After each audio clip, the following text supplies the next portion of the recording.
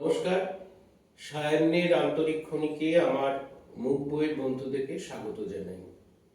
যে বিষয়টা নিয়ে আজকে জনসচেতনতার একটা বার্তা তোমাদের কাছে দিতে এলাম বা রাখতে এলাম, এর কারণ হচ্ছে যে ভারতবর্ষ স্বাধীন হয়েছে 1947 সালে এবং আমরা প্রত্যেকে গর্বিত, আমরা ভারতীয়। কিন্তু এখনো আমাদের দেশে দেখা যায় যে মহাজনী সিস্টেম যে ছিল, আমরা দেখেছি যে যখন ইংরেজের অধীনে আমরা ছিলাম তারই অনেক রূপ রূপান্তরের মধ্যে দিয়ে যেতে যেতে সেই সিস্টেম কিন্তু এখনো পরগাছার মতো বেড়েই চলছে এবং সোসাইটির মধ্যে একটা ধুম ধরিয়ে দিচ্ছে। কিছুদিন আগেই আমরা দেখলাম যে গেম খেলা, অনলাইনে গেম খেলা এবং সেই খেলতে গিয়ে কিভাবে একটি অকাল জীবন ঝরে গেল, সেখানে আমাদের বেদনা ছাড়া আমাদের কোনো ভাষা আর জানা নেই। এর জন্য প্রয়োজন হচ্ছে জনসচেতনতা, এর জন্য প্রয়োজন হচ্ছে যে ডিজিটাল সিস্টেমে যে হঠাৎ করে সবকিছুকে সহজলভ্যভাবে পেয়ে যাওয়ার যে হিড়িক, তার ফলে যে ডকুমেন্টেশনগুলো হয় সেগুলো অনেক জায়গাতেই থেকে যায় যে অধরা এবং ঠিকভাবে যেগুলোকে অনেকটাই হাইড করা হয়।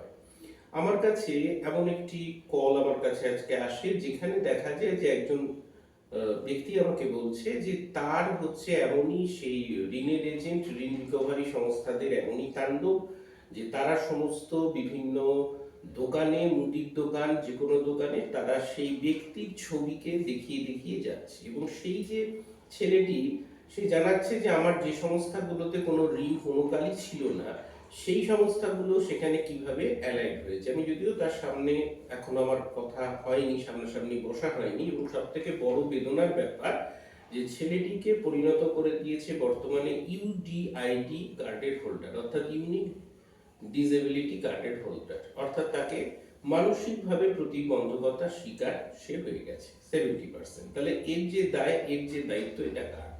রাষ্ট্র ব্যবস্থা, প্রশাসন ব্যবস্থা এবং অবিলম্বে এই সমস্ত যে জাদাকল, যে অনলাইন ডিজিটাল সিস্টেমের যে ঋণ, এই প্রথাগুলোকে যাতে সঠিকভাবে সুচারুভাবে এটাকে মর্যাদাপূর্ণভাবে যদি ব্যবহার করতে পারা যায় তাহলে এটা করা হোক, না হলে এখানে সরকারের যথেচ্ছাচারী সমস্ত ক্রিয়াকর্ম চলছে, সেখানে এই সমস্ত কিছু পরগাছা, ভুইফোর, অর্বাচীন, পরান্নজীবীদের, যে সমস্ত মাছের তেলে মাছ ভাজার মতো যাদের জীবন দর্শন, তাদের বিরুদ্ধে সবারই সচেতনতার প্রয়োজন। প্রত্যেকে খুব ভালো থেকো। যে কোনো সমস্যা যদি তোমরা আসে, কারণ জীবনে সমস্যা থাকে এবং যে কোনো সমস্যার অবধারিত সমাধানের পথ আছে, তাই যে কোনো সমস্যায় যদি পড়ো নির্দ্বিধায় প্রফেশনালি কন্ট্যাক্ট করে নিতে পারো।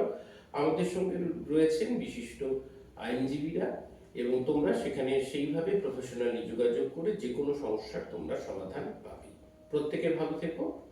নমস্কার।